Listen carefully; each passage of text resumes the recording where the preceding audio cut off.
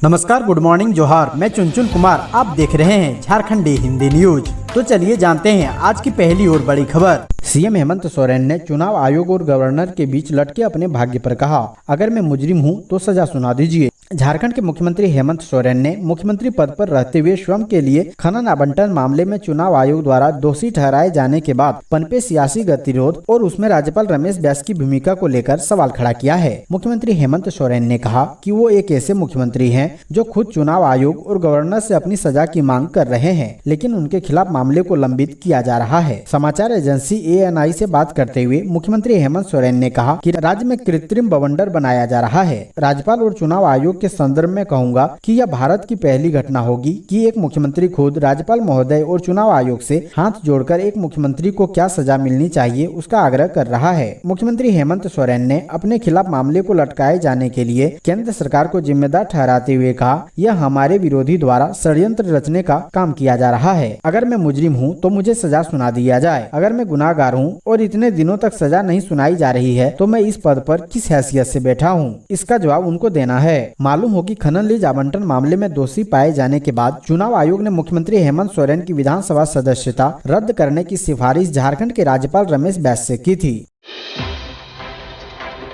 जगन्नाथ महतो ने कहा, शराब कारोबारी MRP से ज्यादा पैसे वसूले तो टोल फ्री नंबर पर करे शिकायत, होगी कार्रवाई। झारखंड के उत्पाद मंत्री ने शराब दुकानों को बड़ी चेतावनी दी है। उन्होंने कहा है कि अगर शराब दुकानों ने तय मूल्य से ज्यादा पैसे ग्राहकों से लिए तो उनकी खैर नहीं। उत्पाद मंत्री जगन्नाथ महतो ने कहा है, अगर किसी से दुकानदार MRP से ज्यादा पैसे लेता है तो वह हेल्पलाइन नंबर पर उसकी शिकायत करें। सरकार उस दुकानदार के खिलाफ सख्त कार्रवाई करेगी। उन्होंने कहा कि राजधानी रांची के साथ साथ कई और जिलों के दुकानदारों के खिलाफ कार्रवाई की गई है। शिकायत मिलेगी तो सरकार उस पर कार्रवाई जरूर करेगी। जगन्नाथ महतो ने कहा कि उत्पाद नीति पर विपक्ष सिर्फ आरोप लगा रहा है। अगर उसके आरोपों में दम है तो उसे साबित करके दिखाएं।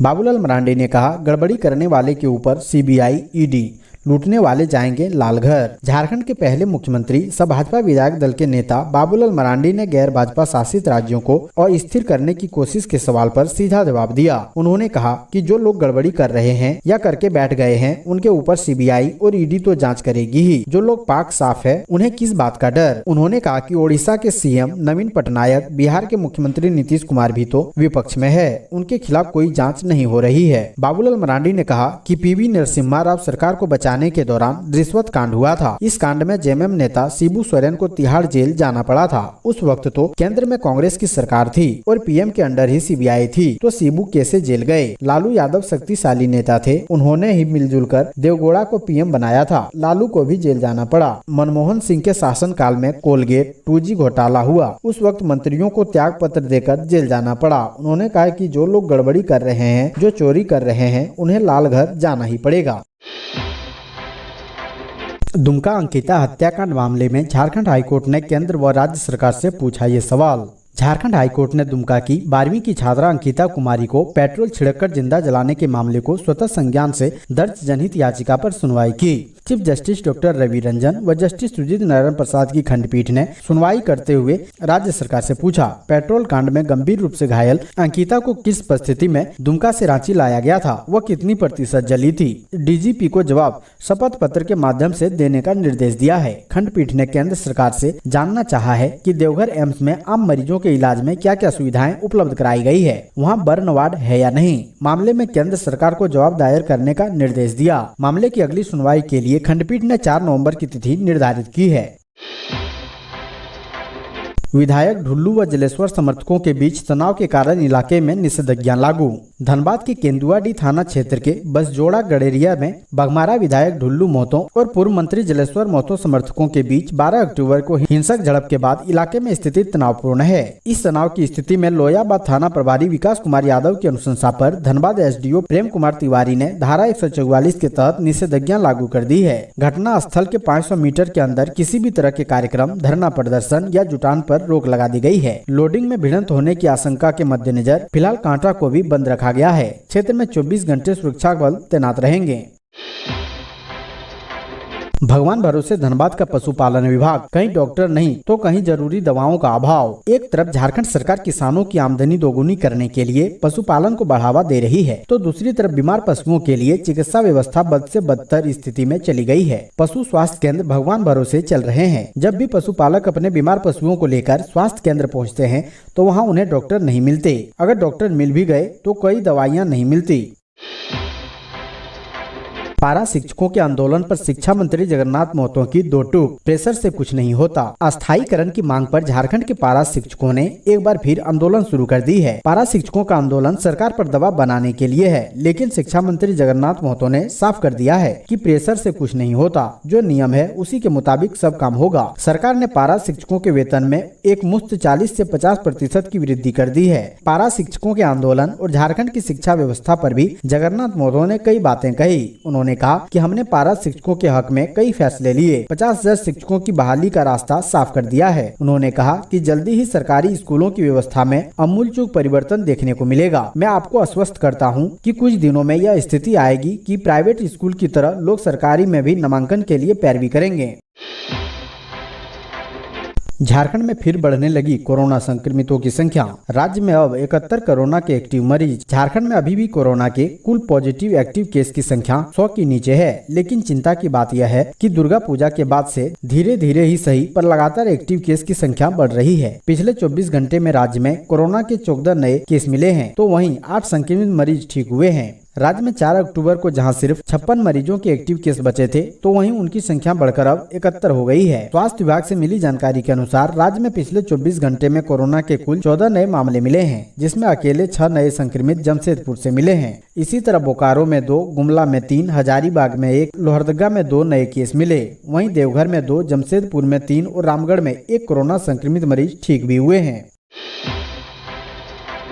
सीएम हेमंत सोरेन ने 670 करोड़ की योजनाओं की दी सौगात, 51 योजनाओं का किया उद्घाटन। झारखंड के सीएम हेमंत सोरेन ने चाईबासा के गोइल केरा में आयोजित आपकी योजना आपकी सरकार आपके द्वार कार्यक्रम में कहा कि आयोजन पूरे राज्य में किया जा रहा है। कार्यक्रम का कैसे संचालन किया जा रहा है उसे देखने और जानकारी लेने आपके बीच समय समय पर आ रहा हूं, ताकि जान सकूं कि योजना का लाभ आपको मिल रहा है या नहीं। इस क्रम में उन्होंने 6,455 योजनाओं का शिलान्यास एवं 51 योजनाओं का उद्घाटन किया। कुल 670 करोड़ की योजनाओं का शिलान्यास एवं उद्घाटन किया। सीएम हेमंत सोरेन ने कहा कि पिछले वर्ष भी हमने सरकार आपके द्वार कार्यक्रम शुरू किया था, उसी तरह इस वर्ष भी 2 चरणों में कार्यक्रम का आयोजन किया जा रहा है। पिछले वर्ष के शिविर में जो आवेदन हमें प्राप्त हुए थे उनका लगभग निदान कर दिया गया है। अब की बार शिविर में विभिन्न योजनाओं से आपको जोड़ने के लिए योजनाओं को आपके दरवाजे तक भेज रहे हैं, ताकि राज्यवासी इसका लाभ ले सके।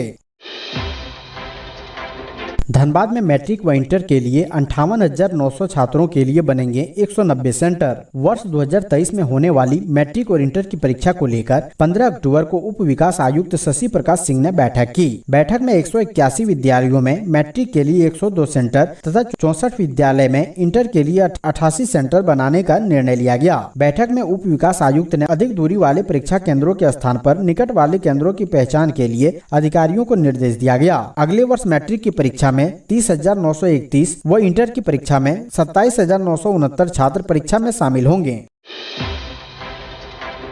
राज्य प्रदूषण नियंत्रण बोर्ड ने जारी किया आदेश, दिवाली और छठ पर इस समय ही फूटेंगे पटाखे। झारखंड में इस वर्ष दीपावली, छठ और गुरु पर्व पर सिर्फ 2 घंटे पटाखे चलाने की इजाजत दी जाएगी। क्रिसमस और न्यू ईयर पर पटाखे चलाने के लिए मात्र 35 मिनट का समय तय किया गया है। झारखंड राज्य प्रदूषण नियंत्रण बोर्ड ने इसे लेकर विस्तृत निर्देश जारी कर दिए हैं। इसके अनुसार दीपावली की रात को 8 बजे से 10 बजे तक ही पटाखे चलाए जा सकेंगे। छठ के दिन सुबह 6 से 8, गुरु पर्व पर रात्रि 8 से 10 तथा क्रिसमस एवं नव वर्ष पर 31 दिसंबर की रात 11:55 से 12:30 तक पटाखे की अनुमति दी जाएगी। प्रदूषण नियंत्रण बोर्ड के सदस्य सचिव यतेंद्र कुमार दास द्वारा जारी निर्देश में नेशनल ग्रीन ट्रिब्यूनल द्वारा पारित आदेश का हवाला देते हुए कहा है कि झारखंड के उन शहरों में जहां वायु गुणवत्ता का स्तर अच्छा या संतोषप्रद है, वहां निर्धारित समय पर ही पटाखे जलाए जा सकेंगे। उन्होंने पटाखों की बिक्री को लेकर भी निर्देश जारी किया है। इसके अनुसार राज्य में 125 डेसिबल से कम क्षमता वाले पटाखों की ही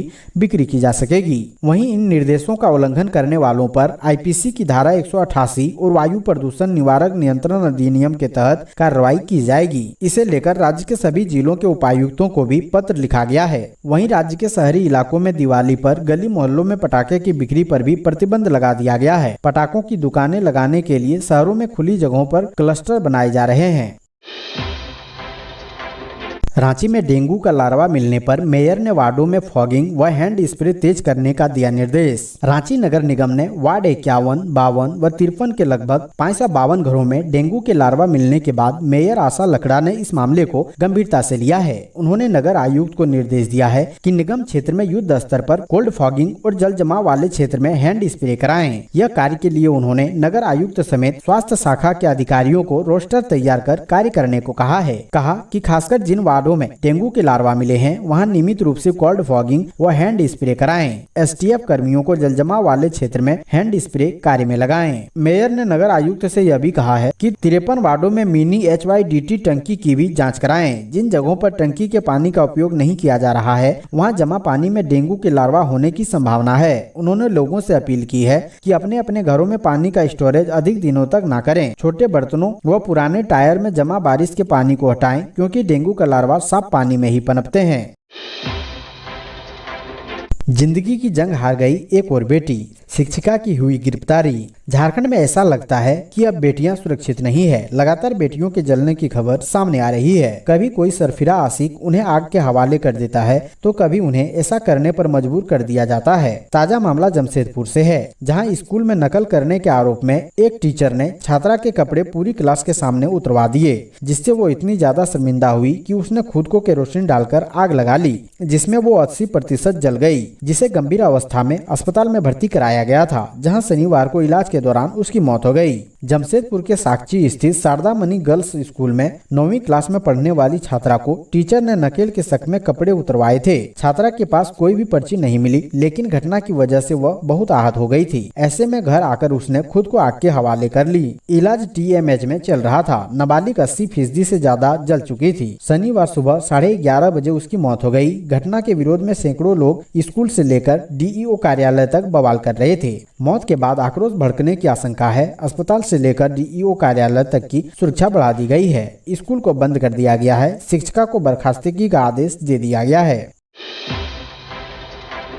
डेंगू और चिकनगुनिया का कहर, अब तक 500 से ज्यादा मरीज मिले, अचानक खत्म होने लगती है प्लेटलेट्स। झारखंड में डेंगू और चिकनगुनिया का बढ़ता प्रकोप डराने लगा है। स्वास्थ्य विभाग के आंकड़ों के अनुसार अब तक इन दोनों बीमारियों के 500 से ज्यादा मरीज मिले हैं। इसे लेकर विभाग ने अलर्ट जारी किया है। राज्य मुख्यालय ने सभी जिलों के सिविल सर्जन को पत्र लिखकर डेंगू, चिकनगुनिया और मलेरिया के मामलों पर नजर रखने और सभी सरकारी अस्पतालों में इन बीमारियों के इलाज के लिए समुचित व्यवस्था सुनिश्चित करने को कहा गया है। झारखंड के सबसे बड़े हॉस्पिटल रिम्स में फिलहाल डेंगू के 15 मरीज भर्ती हैं, जिनका इलाज आइसोलेशन वार्ड में किया जा रहा है। डेंगू के सबसे ज्यादा मरीज रांची में पाए गए हैं। स्वास्थ्य विभाग के आंकड़ों के मुताबिक सितंबर महीने में रांची में डेंगू के लिए 529 सैंपल की जांच की गई। इनमें 71 पॉजिटिव केस पाए गए। चिकनगुनिया के भी इतने ही सैंपल की जाँच में 98 लोग इससे पीड़ित पाए गए। पूरे राज्य की बात करें तो इस महीने कुल 1092 सैंपल की जाँच में 141 लोग डेंगू और 182 लोग चिकनगुनिया से पीड़ित पाए गए।